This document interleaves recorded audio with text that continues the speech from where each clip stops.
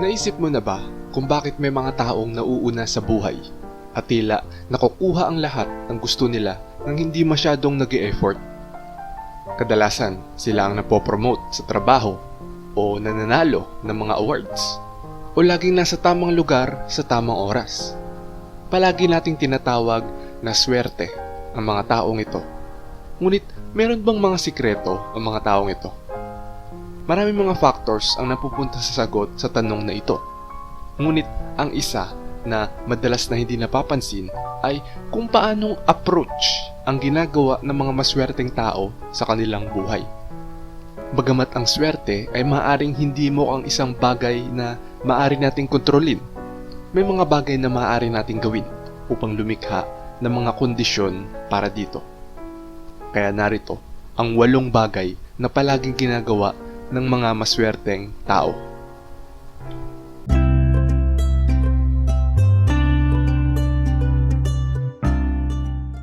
Number 1. Nagkukusa sila. Ang mga maswerteng tao ay hindi naghihintay sa mga bagay bago mangyari.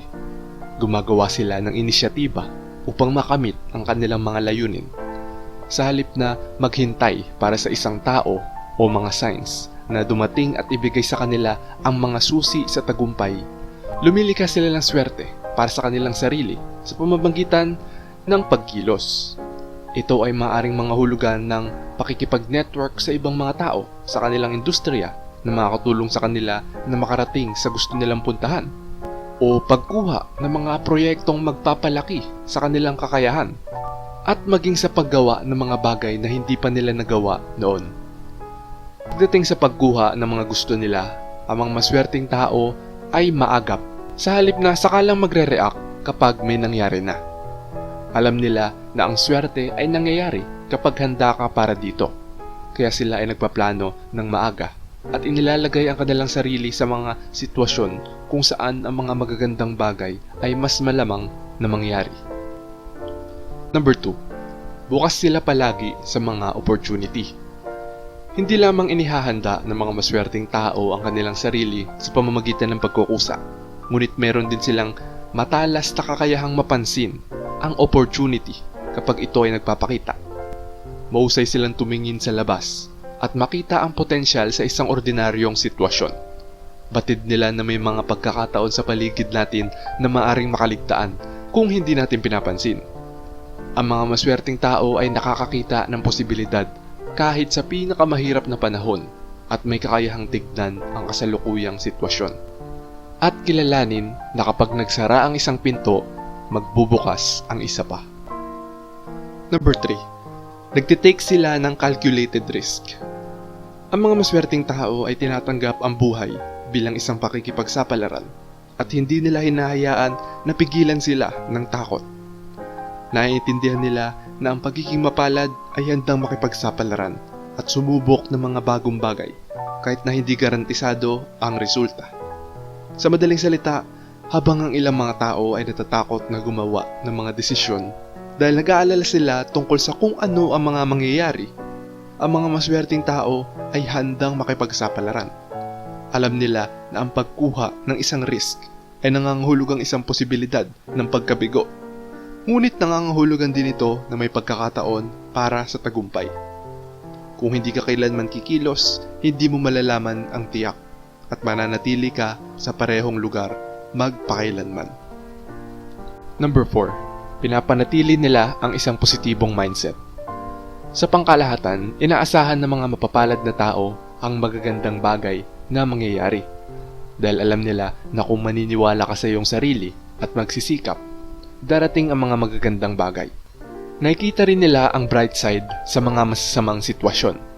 Kapag ang isang bagay ay hindi umaayon sa gusto nila, tinitignan nila ito bilang isang pagkakataon upang matuto at umunlad. Sa halip na magalit o masiraan ng loob, tinitignan ng isang maswerteng tao ang kabiguan bilang feedback, hindi parusa. Kaya kapag nabigo sila sa isang bagay, kinukuha nila ito bilang isang dahilan upang mapabuti ang kanilang sarili at pagkatapos ay patuloy nilang sinusubukan. Sa halip na isipin ang mga nakaraang pagkakamali o mag-alala tungkol sa kung ano ang maaaring mangyari sa susunod, ang mga maswerteng tao ay nakatuon sa kung saan sila patungo at kung ano ang maaari nilang gawin ngayon. Number 5. Gumagamit sila ng mga malikhaing paraan para malutas ang mga problema. Ang mga maswerteng tao ay umaatras at sinusuri ang isang sitwasyon. Hindi sila nahuhuli sa mga detalye ng isang problema. Nakikita nila ang malaking larawan at nakikilala nila kung paano nakakaapekto ang isang kaganapan sa isa pa at kung paano malulutas ng isang solusyon ang maraming problema ng sabay-sabay. Ang kakayahang gawin ito ay nagpapahintulot sa kanila na bumuo ng mga malikhaing solusyon na maaaring hindi maisip ng iba. Number 6. Pinapanatili nila ang pagiging flexible at open-minded.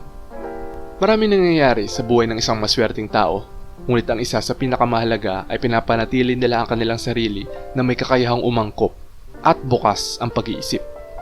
Hindi sila natigil sa mga lumang paraan o nag-aalala tungkol sa mga bagay na hindi nila makokontrol.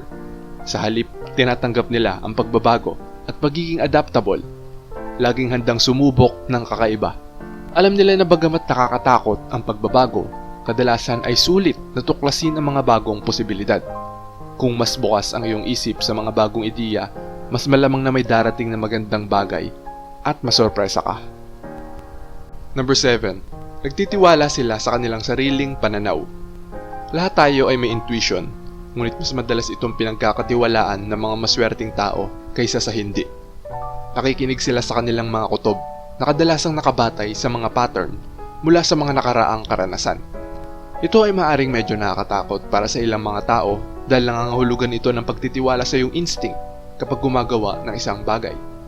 Ngunit alam ng mga maswerteng tao na ito ang nagpapaswerte sa kanila, na nakakagawa sila ng mga desisyon nang hindi kinakailangan makuha ang lahat. Para sa kanila, ang swerte ay isang estado ng pag-iisip, hindi pangyayari. After all, hindi mo makokontrol kung ano ang magiging resulta sa huli.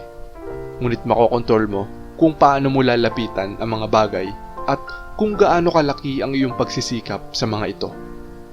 Pag mas maraming pagsisikap na inilagay mo sa isang bagay, mas malamang na ito ay magiging maayos. At number 8, nagtsatsaga sila sa panahon ng kahirapan. Ang mga maswerteng tao ay hindi sa lahat ng oras ay maswerte. Sa katunayan, madalas silang nakakaharap ng mga hamon at setbacks. Ngunit hindi sila madaling sumuko. At ito ay isang pangunahing pagkakaiba sa pagitan nila at ng ibang mga tao. Hindi sila nag-aaksaya ng oras para maawa sa kanilang sarili. Alam nila na ang tanging paraan upang umunlad sa buhay ay ang magpatuloy at itinutulak nila ang kanilang sarili pasulong kahit mahirap ang mga bagay. Kung ang isang bagay ay hindi gumagana para sa kanila sa ngayon, hindi ito nangangahulugan na hindi ito gagana sa ibang pagkakataon. Kapag nahaharap sa mga hadlang at kahirapan, meron tayong dalawang pagpipilian. Maaari nating hayaan ang ating sarili na madaig ng mga ito na magpapalala lamang sa mga bagay. O maaari nating gamitin ang mga ito bilang motibasyon upang patuloy na sumulong sa ating mga layunin. Ang mga maswerteng tao ay pipiliin ang huli. Ang swerte ay isang self-fulfilling na propesiya at maaari kang lumikha ng iyong sariling swerte sa pamamagitan ng pagbabago ng iyong mga saloobin at paggawa ng matatalinong mga galaw.